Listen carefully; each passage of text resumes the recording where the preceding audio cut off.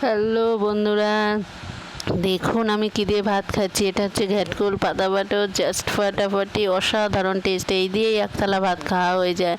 কাঁচা লঙ্কা পেস্ট আর রসুনের পেস্ট দিয়ে এই পাতা বাটা অসাধারণ, সেটা স্বর্গ সুখ একদম খাওয়ায়। দারুণ টেস্টি, দারুণ।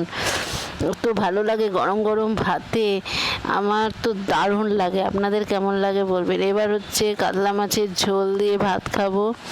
দেখুন কাতলা মাছের ঝোল দিয়ে ভাতটা মাখাচ্ছি আর দারুণ টেস্টি হয়েছে। আমি এটা লেজা নিয়েছি, লেজা খেতে আমার খুব ভালো লাগে আর এই জন্য আমি এটা নিয়ে খাচ্ছি। দারুণ দারুণ টেস্ট।